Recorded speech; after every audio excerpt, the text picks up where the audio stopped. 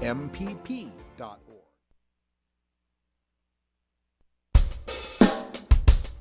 take a seed, you plant it, you grow it, you dry it, you roll it, you smoke it, and it goes down smooth. Hey! Spanning the continent to bring you the truth about cannabis and marijuana law reform. I smoke pot and I like it a lot. The Russ Belville Show, the voice of the marijuana nation. Now, here's your host, Radical Russ Belville.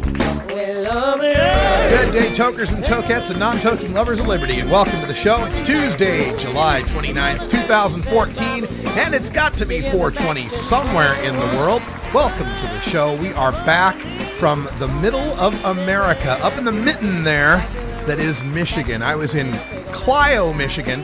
It's not Clio, it's Clio. I was in Clio, Michigan, and believe me, I feel you, man. It's Boise, not Boise.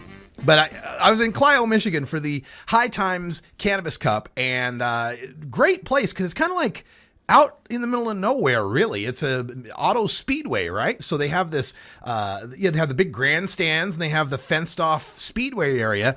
And that's where the medicating area was at this High Times Cannabis Cup. And then behind the grandstands and off kind of to the side were the nonprofits and the food vendors and such. So it really made for a great layout because that medicated area, unlike say in the California or the Colorado Cups, was very expansive. There's plenty of room to move around. And we had ourselves a really good time. Got a lot of great interviews that we're going to play throughout the rest of this week and panels that we're going to play in the Toker Talk Radio Hour, including the first panel that we'll show you will be mine. I did the amendment speech, something that I did at the Texas Regional Normal Conference. I did this for the High Times crowd, and you'll get to see that in its entirety in Hour 2 Toker Talk Radio. And for our interview from the Michigan Cannabis Cup, we'll put that in the rant segment today. We're going to be speaking with Keeman Dayhuff. She is with Michigan Moms United. She was in the booth right next to mine there, and she had a very interesting campaign going on that has to do with a tactic that police use for intimidating people in marijuana cases that, I would never thought of it until I saw the t-shirt. You're going to have to wait to see what the t-shirt says. Not exactly safe for work, but it's safe for this show. Also, we have got an interview coming up at 1:30. We're going to speak with Kim Russell. She's with People United for Medical Marijuana down there in Florida. We'll ask her about the great Quinnipiac University poll showing 88% support for medical marijuana.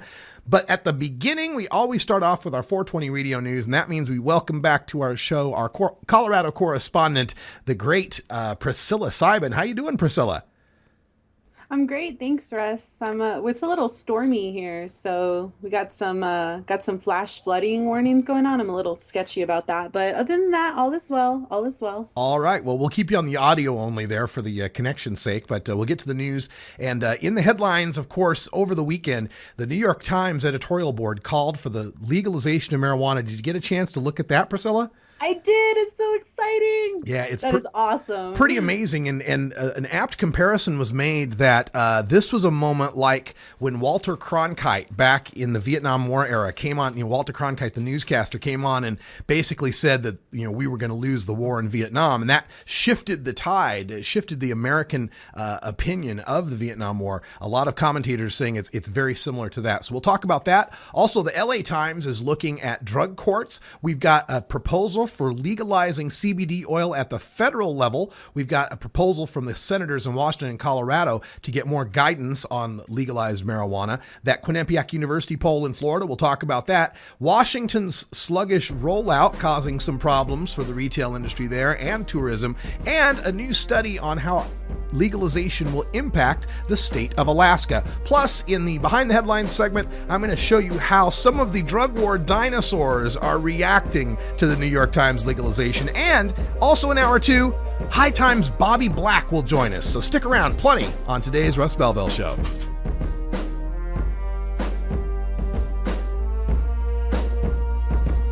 And Bacon Dan's in the studio. Back from the Great White North, eh?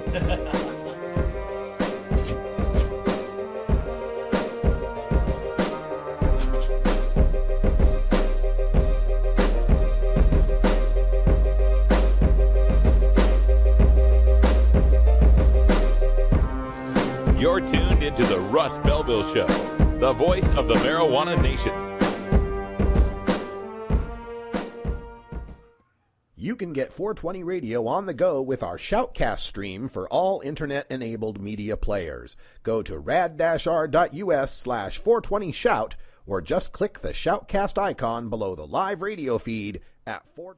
Congresswoman Debbie Wasserman Schultz thinks it's okay for medical marijuana patients to go to federal prison.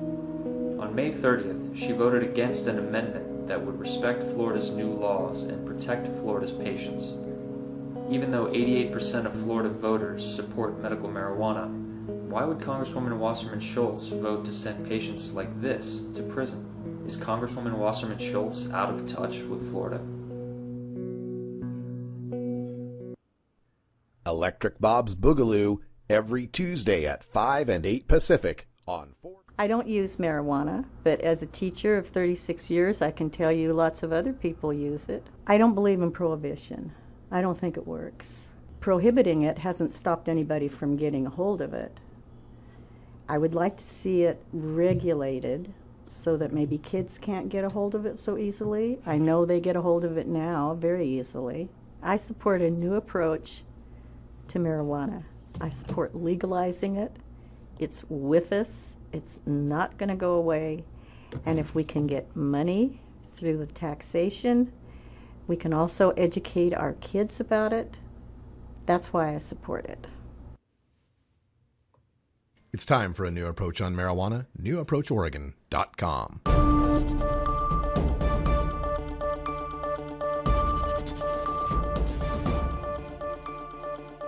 It's time for the 420 Radio News, covering the latest headlines in consumer cannabis, medical marijuana, and industrial hemp.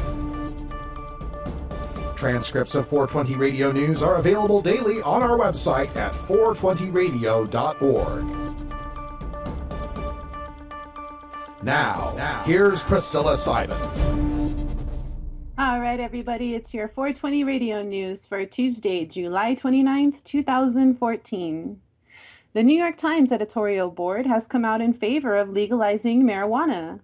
In its Sunday editorial that launched a week-long series of editorials in favor of legalization, the Times wrote, quote, "It has been more than 40 years since Congress passed the current ban on marijuana, inflicting great harm on society just to prohibit a substance far less dangerous than alcohol," end quote. The editorial, entitled "Repeal Prohibition Again," explains, quote, "There are no perfect answers to people's legitimate concerns about marijuana use. But neither are there such answers about tobacco and alcohol, and we believe that on every level, health effects, the impact on society, and law and order issues, the balance falls squarely on the side of national legalization," end quote. Reaction to the editorials has reverberated throughout national media, with most responses in support of the Times' decision to support legalization. That's right. And when we get to behind the headlines after this segment, I'll tell you some of the few negative reactions that are coming out from some of the usual suspects. To me, my favorite part of the editorial with the New York Times is when they said, it was something to the effect of, there are legitimate concerns about youth and marijuana use. That's why we advocate legalizing for adults 21 and over. Done. That's it. We're not going to discuss it anymore. It's like, of course, weed's bad for kids if they're using it in excess. Nobody's talking about legalizing weed for kids. And by every indication, what we're doing now with prohibition isn't stopping kids from getting weed. So why shouldn't we try something new where we put the weed in adults only stores and we check kids' IDs for it? You know, like they did in Colorado recently, Priscilla. They had that sting and they couldn't find any pot shop that would sell the kids. 0 for 21. We were on point, man. We know what's up. The Los Angeles Times, meanwhile, is focusing on one of the most pernicious aspects of the drug war, drug courts. The story notes that, quote, "Those charged with marijuana possession are the single largest group of offenders sent to drug court treatment programs," end quote. John Roman, a senior analyst at the Urban Institute, says, quote, "The problem is very few people who have those serious problems get into one of those drug courts. Instead, we take all kinds of people into drug court who don't have serious problems," end quote. The story mentions marijuana possessors who once may have gotten off with a small fine, who are now enrolled into drug courts and treatments for months which they must pay for. Harold Pollack, a professor at University of Chicago, explains, quote, people want these programs to be successful, end quote, and that a major reason the drug courts can boast such success is because they avoid tackling the hard cases. Yeah, and this is something we've been saying here on the Russ Belville Show for years now, is that this is the lie of drug courts. You go and you get a whole bunch of people to get into your drug court program. Well, you don't want the people that have a serious addiction to cocaine, meth, or heroin. They're tough to rehab. But you get a whole bunch of pot smokers who have jobs and health insurance that will pay for the rehab, of course. But they have jobs, and you threaten them with a loss of their job or incarceration at the threat of, P tests that determine whether or not they're going to go to jail. Wow, what an amazing success rate you have getting those addicts to stop using marijuana. That's exactly the scam that's going on here with the drug court system. And of course, they're always going to go after the marijuana users because we are the ones that are employable and we are the ones that have the money to pay for those drug court systems. Yeah. A Republican congressman from Pennsylvania has proposed a bill to remove high CBD/low THC marijuana from the Controlled Substances Act. The Charlotte's Web Medical Hemp Act of 2014 would legalize not just the famous Charlotte's Web strain popularized in the Dr. Sanjay Gupta documentary Weed, but any cannabis strain containing less than 0.3% THC. Quote, no one should face the choice of having their child suffer or moving to Colorado and splitting up their family, said Representative Scott Perry, the bill's sponsors. Quote, we live in America, and if there's something that would make my child feel better and they can't get it because of the government, that's not right, end quote.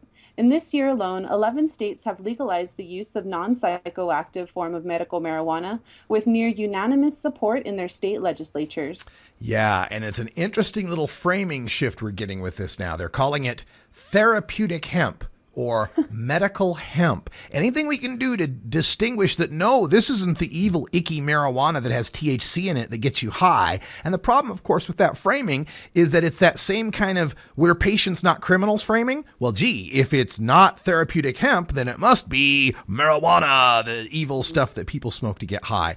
And to me, it's just a demonization, a backhanded demonization of THC and a diminishing of its medical utility, the pain-killing utility of THC, how it helps people with post-traumatic stress. I mean, there's so much anxiety and so forth. And even for these people that need the CBD treatments, they need a certain ratio of THC to help it along as well. And a lot of these, the CBD legislations, less than 0.3% THC is oftentimes, hard to get when we're talking about breeding these plants, and oftentimes ineffective for these people that need a stronger ratio of THC. The true a combination of the two is what I've heard is definitely really beneficial. A combination of the CBD and THC. Exactly. And so the true solution for medical marijuana is just legalization of marijuana. Yeah. The senators from Washington and Colorado are urging the Obama administration to give clear guidance to their states as legalization rolls on. Democratic Senators Michael Bennet and Mark Udall of Colorado and Maria Cantwell and Patty Murray of Washington wrote a letter to White House Chief of Staff Dennis McDonough and Attorney General Eric Holder to call for a, quote, clear and consistent and uniform interpretation and application, end quote, of federal drug laws in relation to their home states. Quote, we believe the federal government should support Colorado and Washington states' effort to establish a successful regulatory framework in a way that achieves greater certainty for local officials, citizens, and business owners, end quote, in the cannabis industry, the senators wrote in the letter dated Monday. The senators said that uncertainty regarding the implementation of federal laws restricting possession and distribution of marijuana, quote, may undermine our state's ability to regulate the industry adequately. Let me translate from Washington speak. Hey, there's a whole bunch of people here that are making money, and they want to donate money to political campaigns, but they're afraid their ability to continue making huge gobs of money is going to be impacted if, say, a President Christie shows up or some Republican ends up in office and starts calling the federal dogs on all the alphabet agencies on all these guys trying to make stacks of money. So in the interest of making stacks of money, could you come up with some, consistency here on how these businesses can move forward, reaping their stacks of money and hopefully donating it to some of our political campaigns?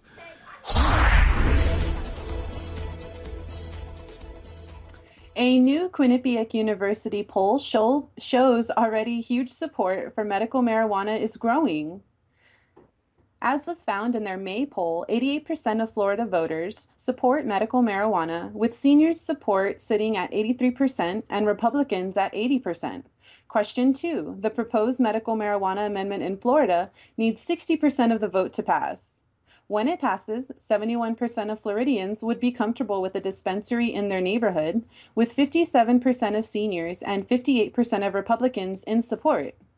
When it comes to recreational legalization, 55% are in support, up from 48% last November. Women trail men by 15 points, with 61% of men for legalization, but only 49% of women.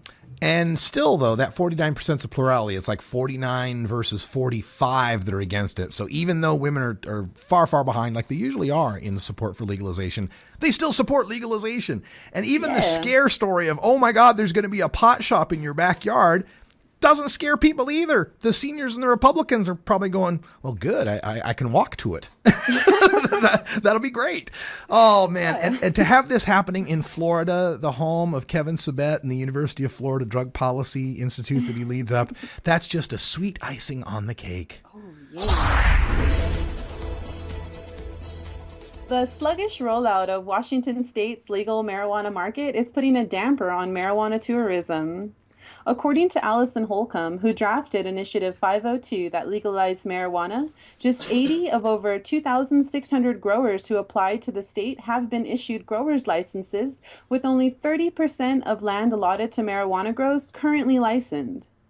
Currently, the system is a disaster, end quote, says John Davis of the Coalition for Cannabis Standards and Ethics, who explains, quote, there's not enough marijuana to sell, end quote. Compounding the issue is Washington's requirement to separate growers, processors, and sellers, unlike Colorado, where a business must consolidate all aspects of the marijuana trade. Licensed growers have taken advantage of the artificial scarcity by inflating prices and neglecting quality, causing one retailer, Ramsey Hamid, of Vancouver's Main Street Marijuana, to temporarily close his doors in protest over price gouging and products littered with stems and leaves. Yeah, pretty sad stuff. I was reading this off the Columbian, one of the local newspapers for, Southwest Washington. We're actually in contact with Ramsey Hamid out there at Main Street Marijuana and may set up a situation where we'll either interview him live there at the shop or do a whole live show there from the shop. But we'll have a great perspective from one of these shop owners on how we're dealing with Washington State's rollout, which by all accounts is really messed up, and we're looking forward to working this out. Legal marijuana in Alaska will be a $251 million industry that will generate $20 million in new tax revenues annually. That's the message from a new report by the Alaska Cannabis Institute that estimates roughly 95,000 Alaska adults will be legal marijuana consumers in the first year of legalization.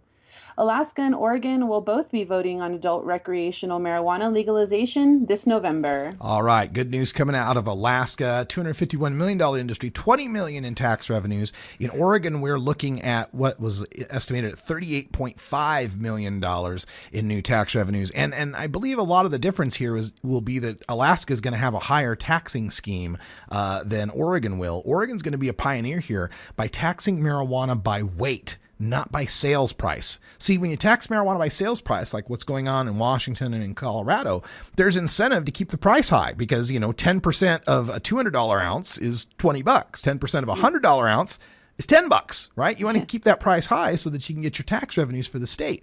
In the case of Oregon, Oregonians hate sales tax. We hate anything that resembles a sales tax. So we're going to tax marijuana by the ounce, $35 an ounce. Hey, state makes the same $35 on a $200 ounce than it makes on a $100 ounce. And there'll be incentive there to sell more ounces if you want to get more tax revenue. Every incentive to license as many growers as possible so you can make that tax revenue. I tell you, between Colorado Colorado, Washington, Oregon, and Alaska, we will have shown you all the best ways to legalize marijuana for the states that come around in 2016. California, we're looking at you. Take note on what we're doing right, figure out how to fix what we're doing wrong, and knock it out of the park in 2016. Yeah. Alrighty then. It's 4:20 in the Mountain Time Zone. That means Priscilla has to attend a mandatory union-required local 420 safety break. Priscilla, you got something good for the safety break today? I do. Just chilling with Larry. All right, Larry OG. Yeah, Larry OG. All right, we'll see you next time, tomorrow. Next time, We're tomorrow. back with Behind the Headlines after this.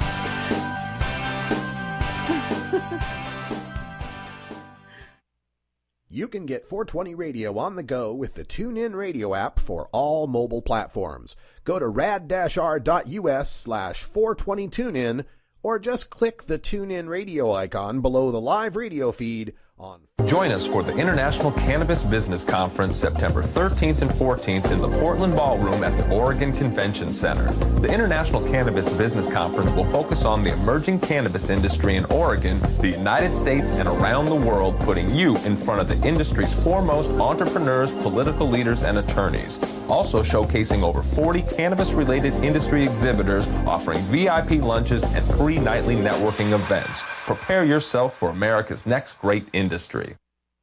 What the authorities should do is decriminalize pot use. You want to do it in your house, not bother anyone? Fine. Go outside with a joint or a pipe, you pay a fine. A majority of voters support changing failed marijuana laws. Legalization and decriminalization are mainstream solutions. We are the marijuana majority. MarijuanaMajority.com.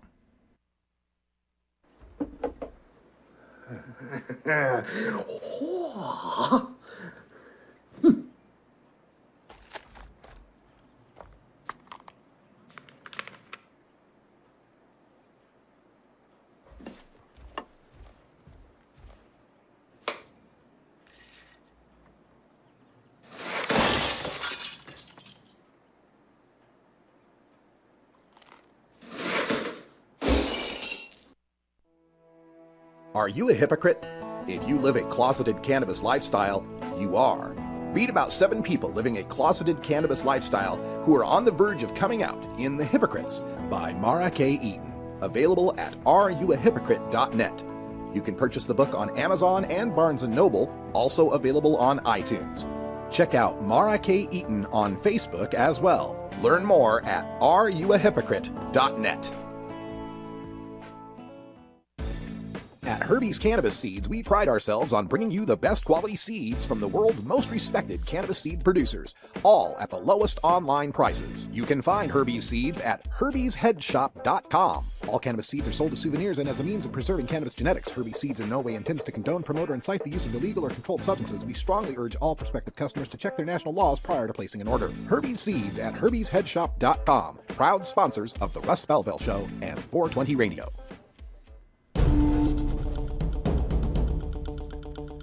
Welcome back, everyone. 23 after the hour. Time for us to go behind the headlines. And of course, the big headline this weekend was the New York Times editorial board coming out in support of marijuana legalization at the national level.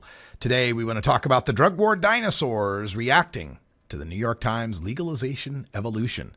Now that marijuana legalization is regularly supported by majorities in poll after poll, the dinosaurs still supporting the drug war are becoming increasingly desperate in their scaremongering. The public and even some politicians are rapidly evolving on marijuana policy, but the drug war dinosaurs can't change their ways. The New York Times week-long editorial support for legalization has all the usual prehistoric beasts thrashing about in the tar pits, wailing their last pathetic shrieks before extinction. Behold, the behemoth Argentinosaurus! The Office of National Drug Control Policy, a massive bureaucratic sauropod that's grown to the size of a Boeing 737 with a $366 million budget. Where it once thundered across the land, every stomp of its federal foot shaking the earth, it now meekly offers platitudes like, quote, "The Obama administration continues to oppose legalization of marijuana and other illegal drugs because it flies in the face of a public health approach to reducing drug use and its consequences," end quote. While the president engages in beer summits, pharmaceutical ads rule the airwaves, and the drug war budget is still 60% drug war to 40% public health approach. Now witness the deceptively powerful Triceratops, the American Society for Addiction Medicine, whose three-pronged approach of arrest, drug court, and forced rehab brings in a steady stream of employed, insured adults, almost guaranteed to boost ASAM members' rehab success statistics. Quote, "Prohibition reduced the public's alcohol intake considerably," its president, Stuart Gitlow, informs the Times. "The rate of alcohol-associated illness dropped in a similar fashion. Prohibition was perhaps a political failure, but an impressive success from a public health standpoint." End quote. Unless, of course, you considered the public health standpoint of shifting beer drinkers to hard liquor and people being shot by Al Capone's gang. Look, quick! It's the nimble Compsognathus, a 2-foot bird-like representative of the Community Anti-Drug Coalitions of America, an organization funded largely by makers of synthetic heroin. Quote, "The marijuana industry, like big tobacco, has shown that it has no compunction about marketing its products to our young people," writes Scott M. Gagnon, a youth anti-drug crusader in Maine. "Marijuana is not a safe drug. It harms youths. It harms economies with extra social costs. How can this be the way forward for America? Don't our communities deserve better?" End quote. Like perhaps almost 10,000 marijuana jobs and thousands more marijuana-related jobs in Colorado, with lower crime rates and tax revenue for schools?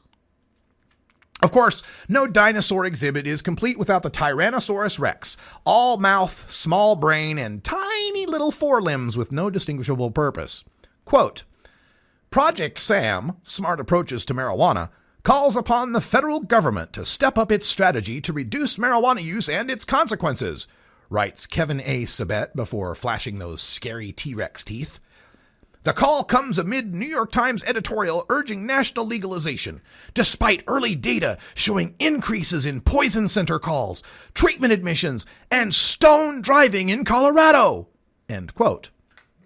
Scary because he'll use the word poison to describe Maureen Dowd's edible overdosing, because he'll note rehab increases from legal pot smokers whose employers still drug test, and because he'll ignore that Larimer County DUI checkpoint in May that found 0 stone drivers out of over 1,500 cars checked. He continues, quote, "In that state where the legalization of retail marijuana began on January 1st, Sabet wails as his useless forelimbs struggle in the tar, crime has increased and marijuana revenue has barely reached a third of projections." End quote. Natural selection is favoring those whose brains can read Denver's crime stats, which are down in nearly every category, and those who can understand that even a downward revision in revenue estimates for a brand new market still means we're bringing in brand new revenue. So long, drug war dinosaurs. The intelligent mammals with endocannabinoid systems are now taking over.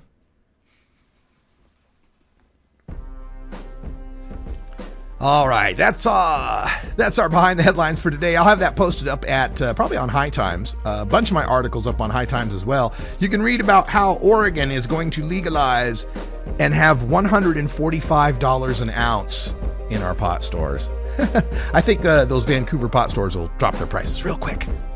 Stick around. We're back with Kim Russell from Florida on medical marijuana legalization there right after the break.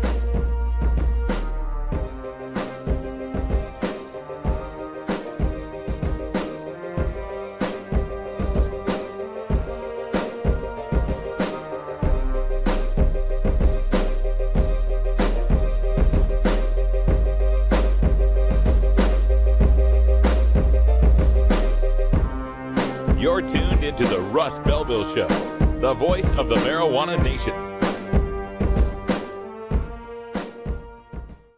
You can get 420 Radio on the go with the Ustream video app for Android and iPhone. Go to rad-r.us/420Ustream or just click the Ustream app icon for Android or iPhone below the live radio feed at 420radio.org. You know Herb Thrasher from the Herb Thrasher Flower Hour. Now get ready for Herb Age Designs for the proud cannabis consumer. Herb Age Designs, lifestyle gear for the 420 friendly. Herb Age Designs, we've got Frisbee golf discs and durable hemp gear. Herb Age Designs, we've got shot glasses, drinking glasses, coffee mugs, and beer cozies. Check us out on Facebook and online at herbagedesigns.com. And follow Herb Age and Herb Thrasher on Twitter. The International Cannabis Business Conference takes place September 13th and 14th at the Portland Ballroom in the Oregon Convention Center in Portland, Oregon. Featured speakers include Oregon Senator Floyd Przansky, U.S. Congressman Earl Blumenauer, Daily Dish blogger Andrew Sullivan, author Doug Fine, and Harborside CEO Steve D'Angelo. To learn more, visit our website at internationalcbc.com. Stony Sundays, replaying Monday at 1 Pacific on 420radio.org. The Marijuana Business Association, or MJBA, are proud sponsors of the Russ Belville Show. It is the mission of the MJBA to establish integrity and legitimacy, create common market standards, provide market intelligence, and develop best ethical business practices for participants in the emerging legal marijuana industry, including commercial hemp, medical marijuana, and recreational marijuana for adults. Learn more about the Marijuana Business Association and visit mjba.net to join today. That's mjba.net. The law offices of Omar Figueroa would like to remind you to stand up for your rights. If you are detained or arrested, treat law enforcement with respect and stand up for your rights by repeating, "I respectfully invoke all of my legal and constitutional rights. I do not consent to any search and seizure. I want to remain silent, and I want to speak with my attorney." Please contact the law offices of Omar Figueroa at 415-489-0420 or 707-829-0215 or on the web at omarfigueroa.com.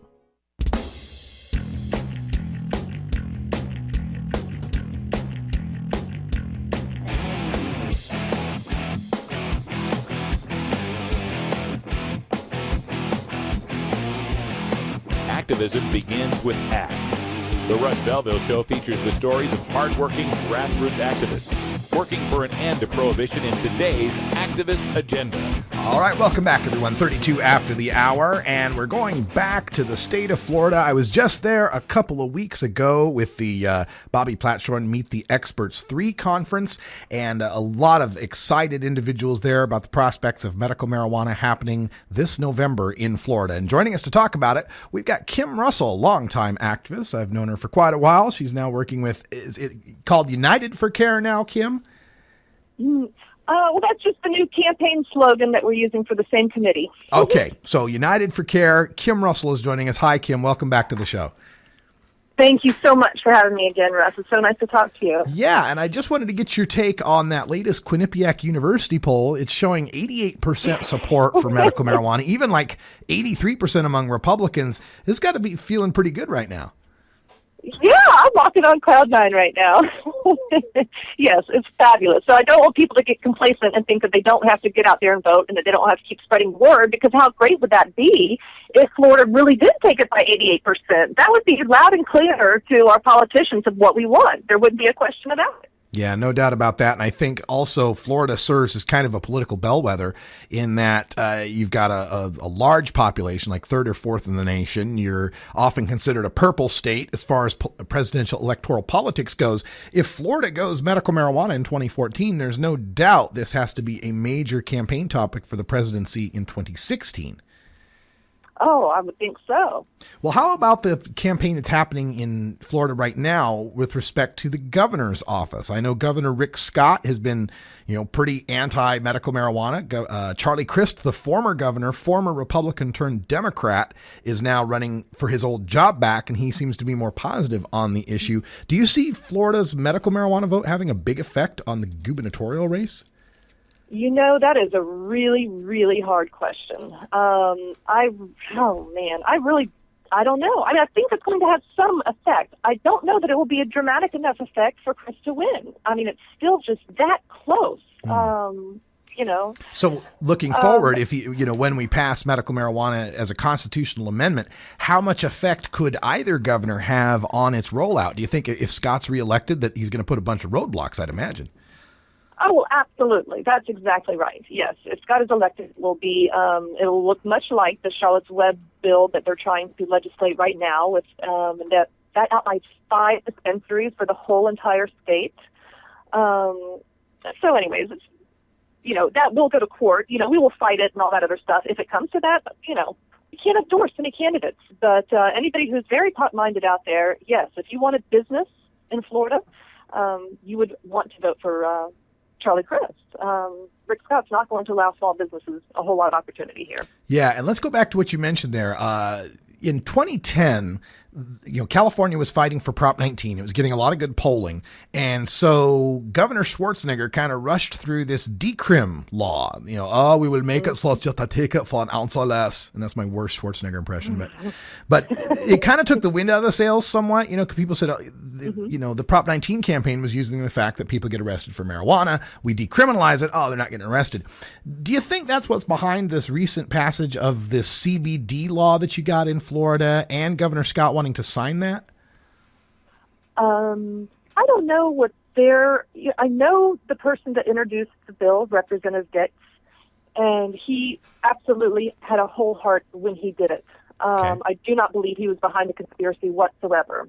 Other Republicans in Tallahassee, I think it might have swayed them a little bit to support the bill because we had a constitutional amendment coming up,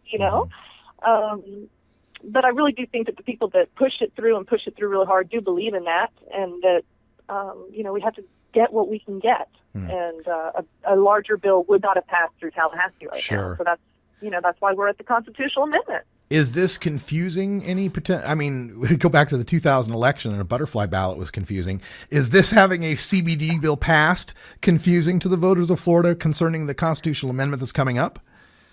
Yes, there is some confusion there. And yes, we are taking every opportunity to get there and educate the people and let them understand the difference. But I do think that the Floridians are smart enough, to get it.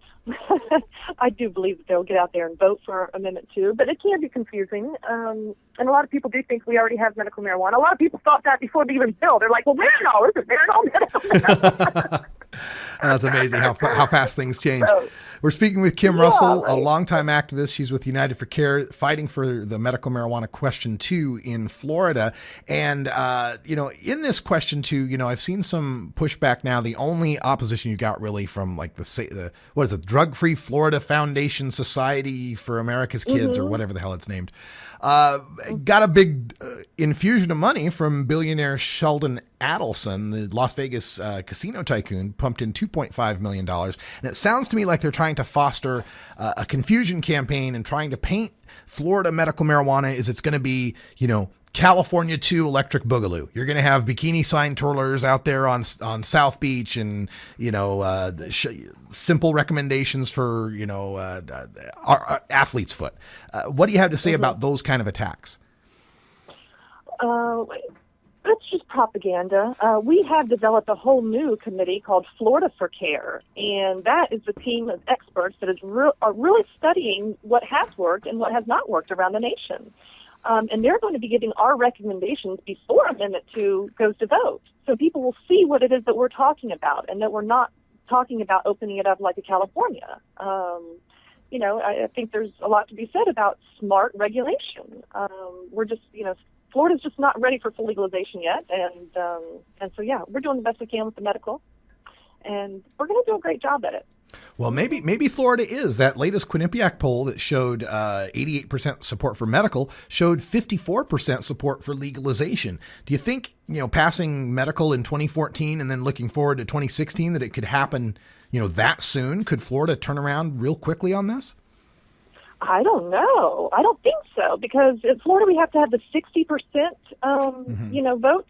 And usually when people look at funding, all these ballot initiatives, they take lots of money, lots of funding. Sure. So when people look at that, they're looking for a 70% approval rating before they come in and fund something like this.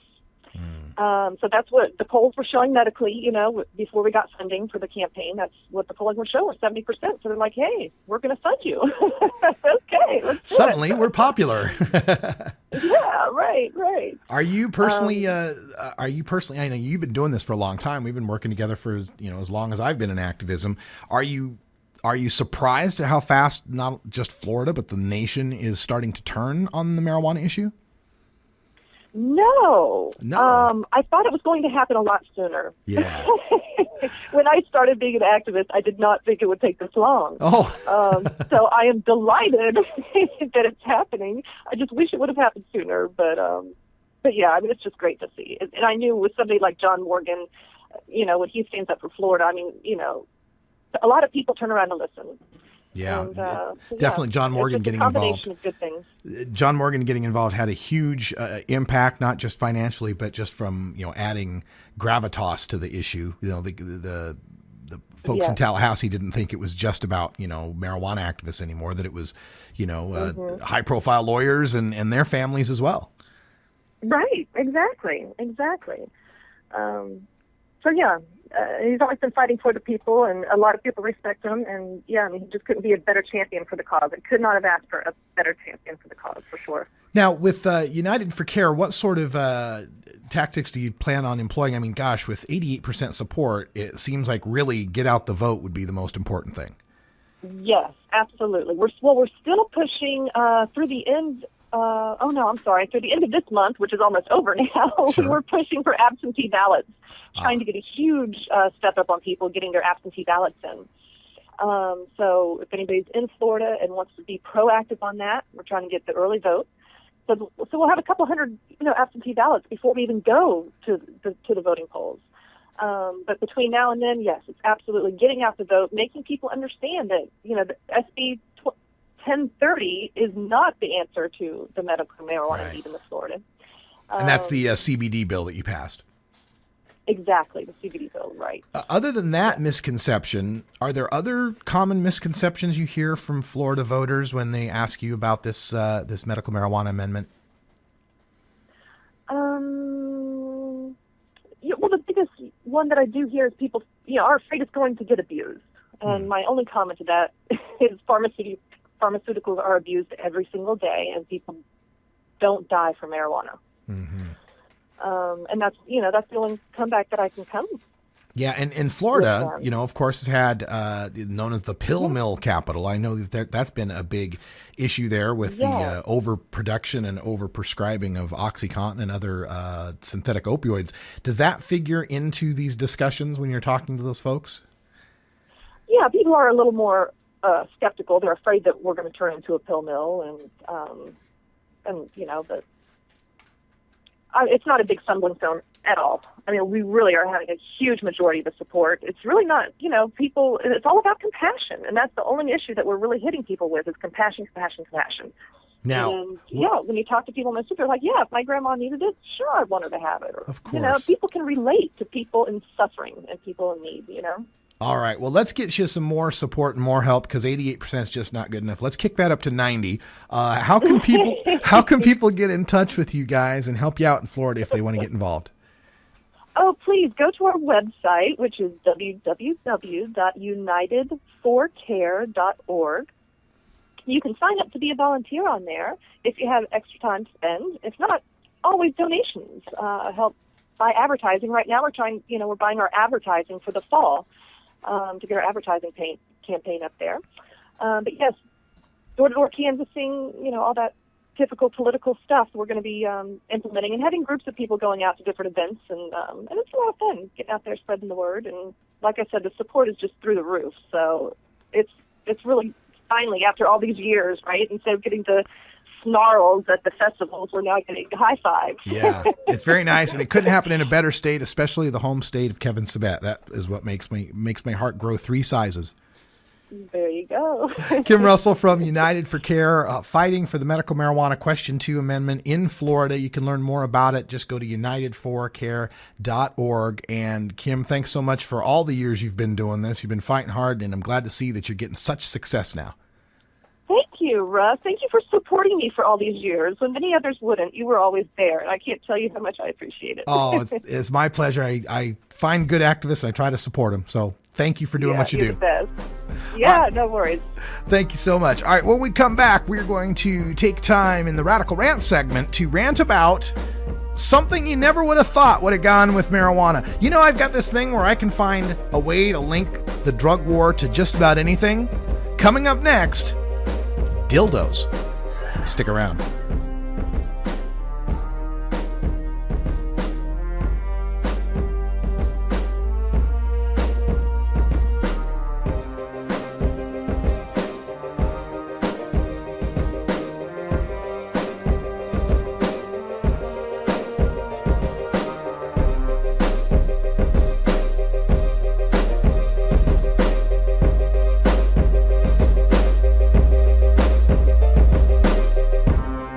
You're tuned into the Russ Belville Show, the voice of the marijuana nation.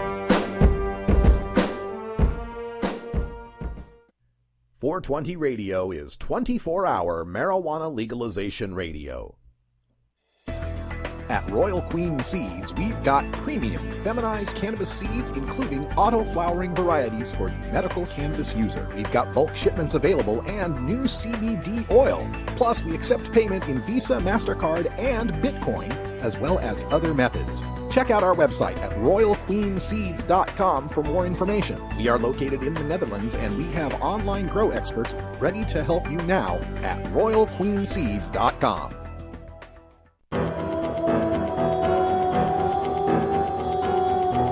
In the interest of fair and balanced journalism, the Russ Belville Show presents the anti-drug public service announcement of the day.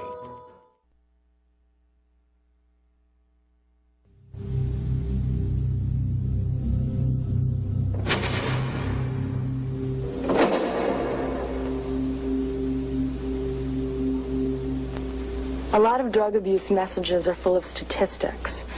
How many people die, how many lives are ruined, how much drug use is costing the economy.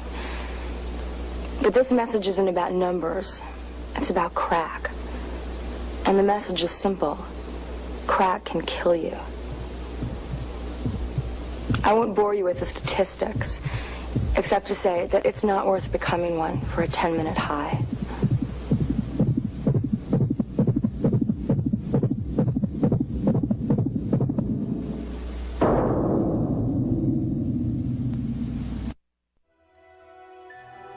This has been the anti-drug public service announcement of the day. To cure this sort of reefer madness, listen to the Russ Belville Show every weekday on 420radio.org. New Approach Oregon is a coalition of Oregon citizens who believe that treating marijuana use as a crime has failed, costing taxpayers millions in law enforcement resources. Our approach will regulate, tax, and legalize marijuana for adults in Oregon. We can move Oregon forward and create new revenue for critical services. Visit our website at newapproachoregon.com or our page on Facebook at New Approach Oregon. Thank you. Handle the truth. Entirely legitimate topic for debate. You have offended my family. Hey, this is great, man. And you have offended the Shaolin Temple. One major responsibility is to encourage people to use less drugs. I know nothing. I support a change in law to end federal criminal penalties for possession of up to 1 ounce of marijuana. We don't need no stinking budget. Homosexuality, immorality in general. How in the century you have slurred the meaning of the words we, the people. Be warned, this is not your mother's marijuana. You could ask yourself a question. Do I feel lucky? Well, do you, punk? I want to ask you a bunch of questions. I want to have them answered immediately. Surely you can't be serious. I am serious. And don't call me Shirley. Radical Rant. All right, welcome back, everybody. And for today's rant, we're actually going to do a little bit of activism. And this is kind of a crossover into police intimidation tactics. And while it sounds silly when you see the graphic on the screen, Dildos for Justice, There's actually a serious story behind this, and so joining us at the booth this weekend at the High Times Cannabis Cup in Clio, Michigan, we met Keeman Dayhuff, and she is an activist with Michigan Moms United. This is our interview. Welcome back to our coverage of the High Times Cannabis Cup in Clio, Michigan, and there's the most interesting set of t-shirts next to me in the booth that say Dildos for Justice. And I've never seen anything like that at any event, so I have a guest here to tell us all about it. Tell folks your name, your organization, and just what the hell is Dildos for Justice? My name is Keeman Dayhuff, and I'm with Michigan Moms United, founded by Miss Sharmi Golson. Our current campaign is Dildos for Justice, and it does sound a little bit shocking, and we hope it does shock you and make you ask what's going on, because what's behind it is our civil asset forfeiture laws here in Michigan. Your property can be taken from you without you being convicted of a crime, and that seems kind of backwards. And they can, including your sex toys. What? Your sex toys. So they bust you for weed.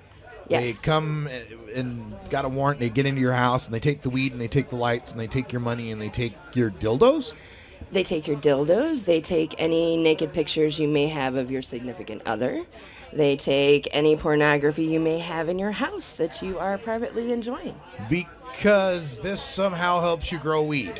Well, I guess the logic there is what they'll do is they'll come in on these warrants and they will take your grow equipment, your product, and your guns if you have them. Yeah. And they'll also take your sex toys. Now, the reason for that is because later on when they're building a case against you, they'll photograph your product, your grow equipment, and your sex toys laid out all together, all in one place.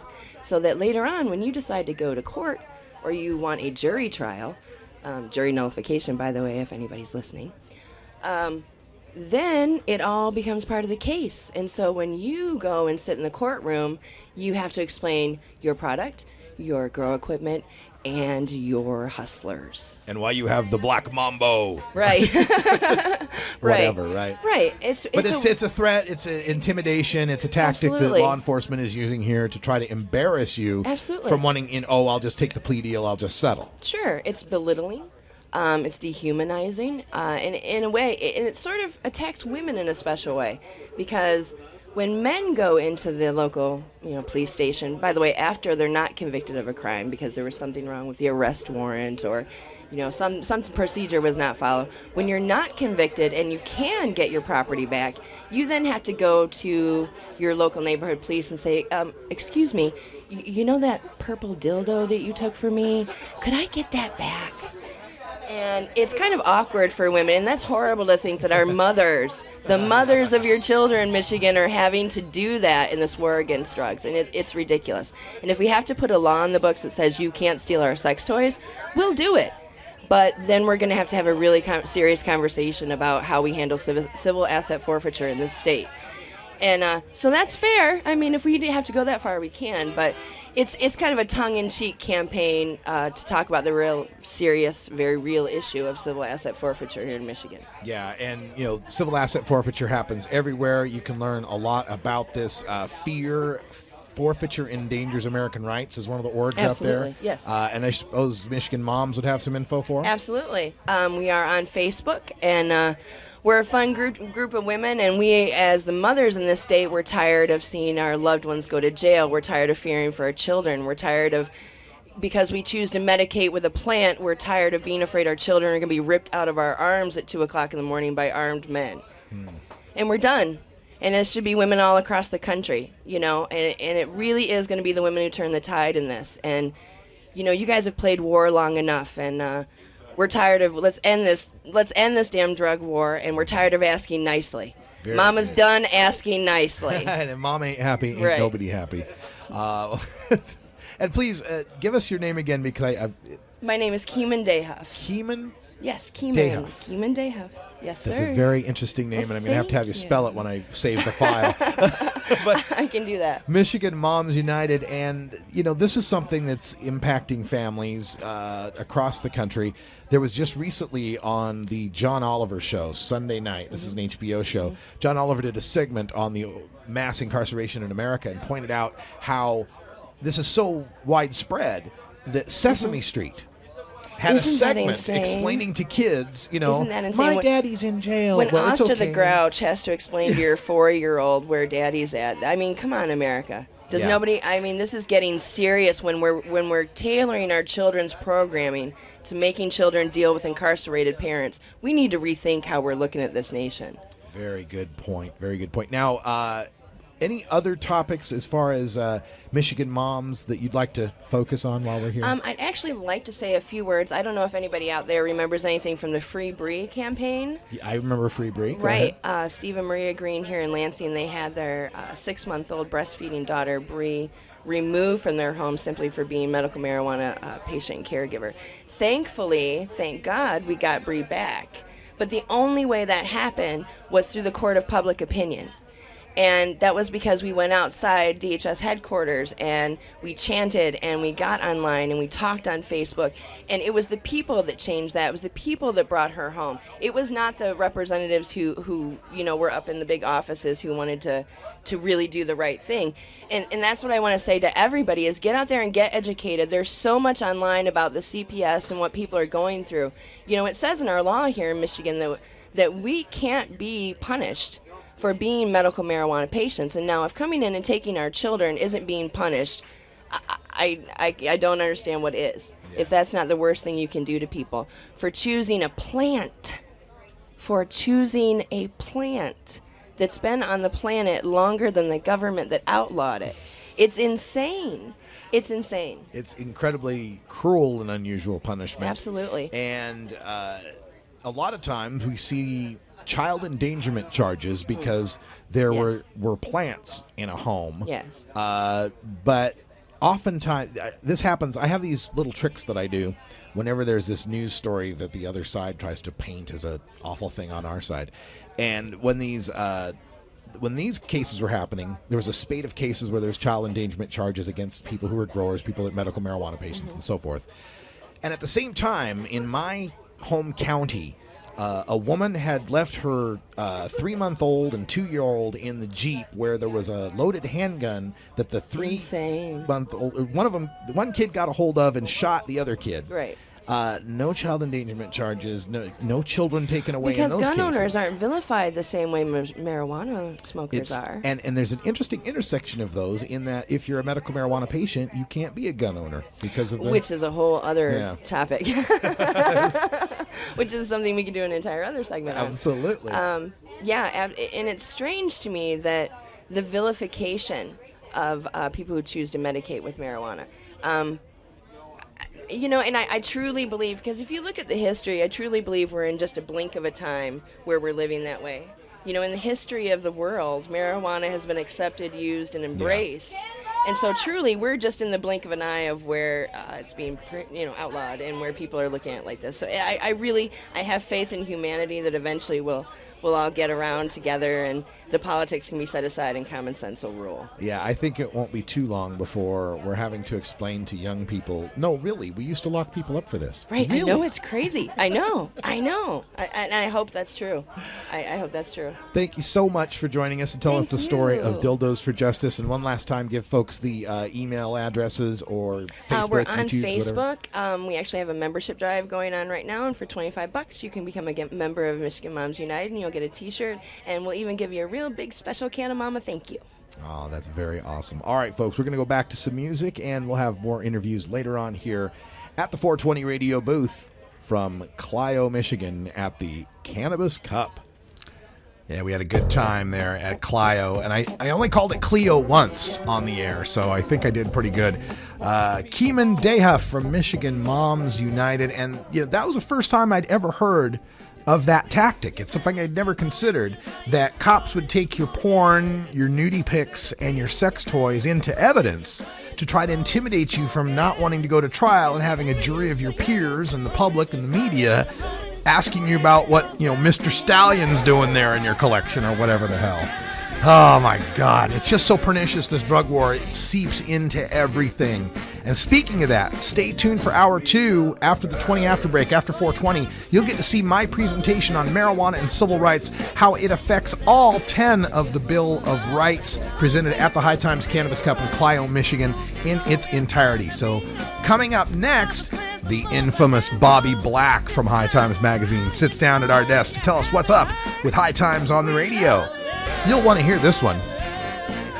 For everyone here, I'm Radical Russ. Thanks for joining us. Until next time, take care of each other, tokers. This is the Russ Belville Show. The Russ Belville Show is blogging and podcasting daily at radicalruss.com. You take a seed, you plant it, you grow it, you dry it,